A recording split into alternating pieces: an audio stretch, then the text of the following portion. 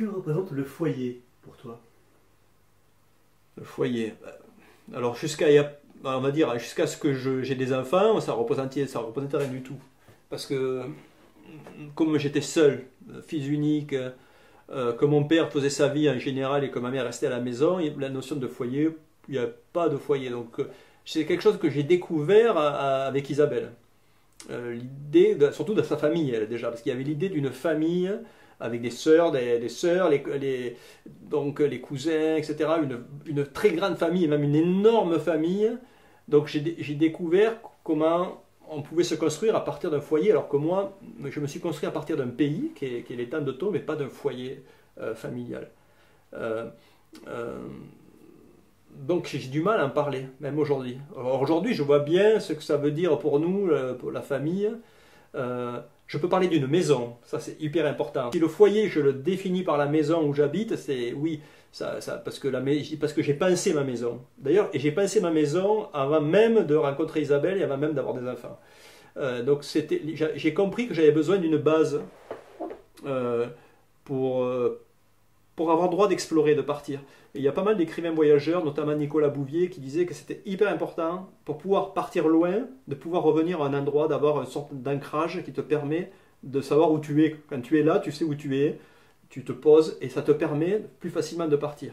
Donc moi j'ai senti ça assez vite, et c'est pour ça que j'ai construit ma maison à Malaruc, au bord de l'étang.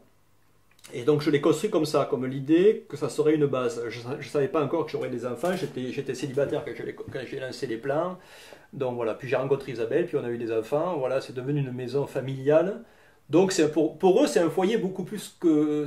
Moi, c'est une maison, et pour eux, je crois que c'est devenu un foyer quand même pour eux. Euh, voilà, mais c'est un concept un peu bizarre pour moi quand même, hein. J'ai du mal à en parler.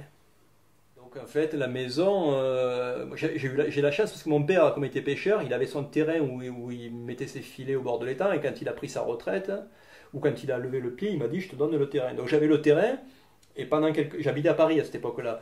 Donc j'avais le choix entre rester à Paris. J'avais quitté un boulot où on m'avait donné un beau chèque pour partir. Donc je pouvais m'acheter un appart à Paris ou essayer de construire quelque chose à Ballaruc. Et j'ai hésité, puis mon père m'a donné le terrain comme si c'était... Et c'est ça qui m'a fait pêcher pour faire quelque chose à Ballaruc. Et voilà, donc et l'idée, comme j'étais au bord de l'eau, donc ça c'est la chance d'avoir un terrain au bord de l'eau ici, il n'y a pas beaucoup de gens qui ont cette chance. Et c'est vraiment au bord de l'eau, je suis vraiment sur l'étang, je ne peux pas être plus près. Et j'ai construit la maison au plus près de l'étang. On a le droit de construire à 6 mètres, j'ai construit à 6 mètres de l'étang. Et je voulais que la maison soit ouverte sur l'eau. Donc la maison est ouverte sur l'eau. Le côté nord, c'est un mur, en gros, il n'y a pratiquement pas d'ouverture. Et toutes les pièces sont ouvertes sur l'étang. Donc, et mon bureau est en haut complètement. On dirait que quand je suis assis, je vois que l'eau. Et 7. Donc voilà, je l'ai construit comme ça parce que j'ai senti très vite que le fait d'avoir un horizon, c'est important pour moi. C'est peut-être parce que j'avais vécu à Paris où on est toujours, les murs sont proches tout le temps.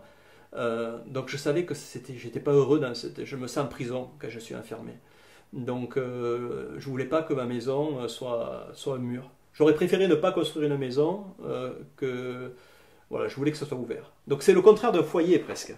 Parce qu'un foyer, j'ai pas là, par exemple, dans le bureau, là, on est le truc intime, un cocon. Alors, j'ai plein d'amis qui aiment ça, ce côté cocon. Moi, en fait, j'aime pas le côté cocon. Je vois j'ai des amis en Suisse, tous leurs apparts, ils sont comme ça, tout tournés avec. Vraiment, il y a la notion de foyer. Alors que moi, j'ai construit une maison qui est comme ça, ouverte vers l'extérieur. Pour toi, qu'est-ce que devenir père? Père, c'est pas, c'était pas facile parce que c'était pas quelque chose qui était dans mon. J'ai attendu assez tard pour devenir père. Donc, euh, avant d'avoir des gamins, je disais que mes bouquins c'était mes enfants. C'était banal parce qu'il y a plein d'auteurs qui ont dit ça. Et c'est vrai, quand tu passes, c'est presque aussi long que c'est même souvent plus long que de fabriquer un gamin. Donc c'était un concept très flou. J'avais pas le bon exemple, je pense, de mes parents qui me parlaient pas, donc euh, j'avais pas trop d'idées ce que c'est. Devenir père, c'est quelque chose, je sais pas, je crois que c'est hyper difficile à définir, mais j'essaye de faire mieux euh, que ce que mes parents ont fait. C'est pour ça que j'ai écrit sur mon père aussi. C'était pour essayer de comprendre le travail que lui n'avait pas fait. Par exemple, cette violence qu'il avait en lui, qu'il m'a transmise, et que je sais que j'ai toujours en moi aussi, que j'ai en moi, ces explosions. La peur, c'était de les transmettre aux gamins. Et je pense que j'ai quand même un peu transmis, surtout à Timothée, parce qu'après, au fur et à mesure, on apprend, moins pour Émile derrière. Mais Timothée, il a plus ressenti de la violence euh, incontrôlée un peu. Donc l'idée, c'était de ne pas déjà reproduire les modèles familiaux. Et puis après, bon, c'est vrai que devenir père, c'est pas. Les gens ils disent c'est fabuleux d'être parent.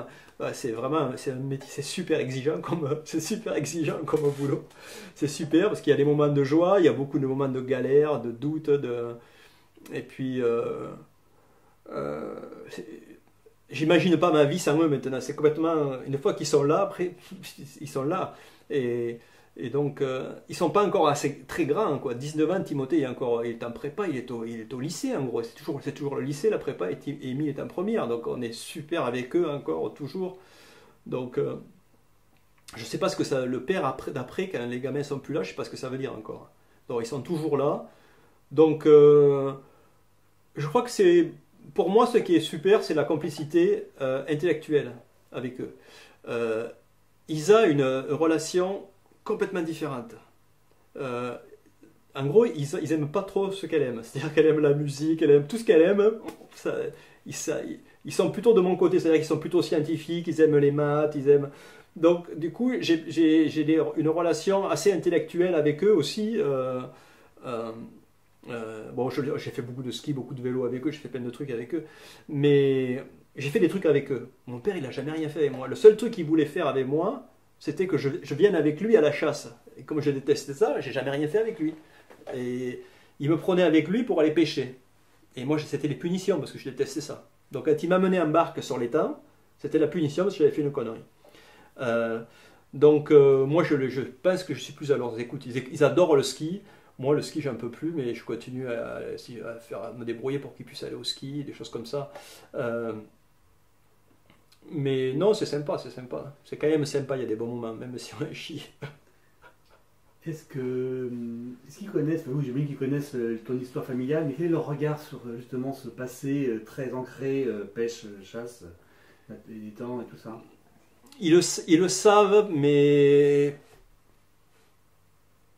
ils sont pas. Moi, je suis tellement loin du côté chasse, pêche et tradition en fait. Je suis super loin de ça. C'est que non, parce que mon père, ses copains, c'était des chasseurs. Il y avait il y avait à la maison, il y avait que des chasseurs ou des pêcheurs. Il n'y avait jamais personne d'autre qui rentrait dans cette maison, à part le médecin qui avait un problème. Donc eux, ils sont super loin de tout ça. Ils sont dans les jeux vidéo. Ils sont vraiment dans la société d'aujourd'hui complètement ancrés.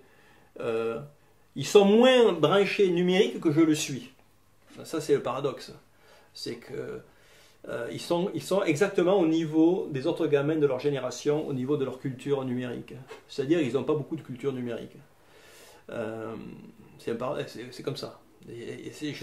C'est sûrement une des rares familles de leur entourage où moi, autant qu'Isabelle, on a plus de culture numérique que les gamins. Alors en général, c'est le contraire. Les parents sont largués. Moi, c'est moi qui les tire. Mais essayez ce truc, essayez ce truc. Donc, voilà. Donc, je crois que sur le passé familial, c'est flou. Il y a l'étang pour eux qui est important, je pense. Voilà. Et ça reste important parce que leur chambre donne sur l'étang. Dès qu'ils peuvent aller se baigner dans l'étang, ils vont se baigner dans l'étang. Donc, je pense qu'ils sont aussi attachés à l'étang, mais c'est tout. À propos de leur éducation à tes enfants, qu'est-ce que toi tu en retiens? J'en retire que c'est difficile de leur laisser trouver leur voie.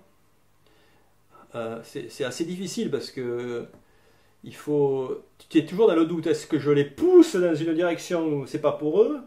Euh, donc c'est super difficile de savoir ce que tu dois dire, ce que tu dois. euh,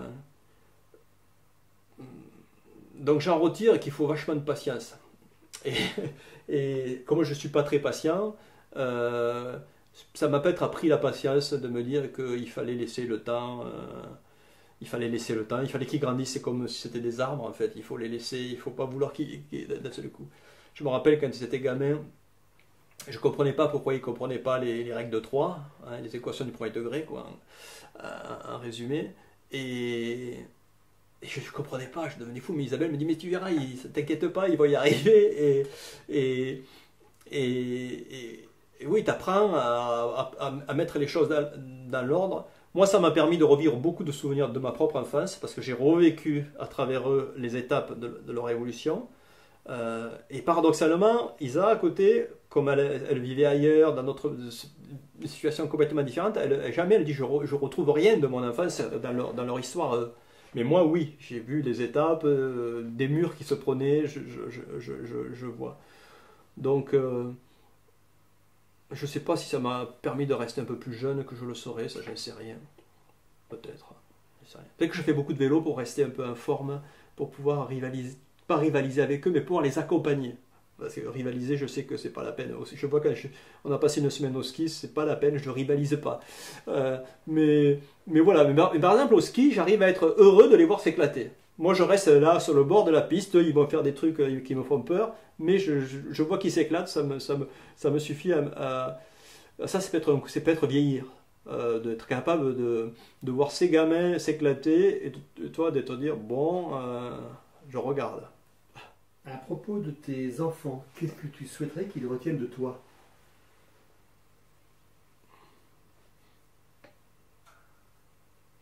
La liberté, la curiosité, le bon, la liberté, la curiosité.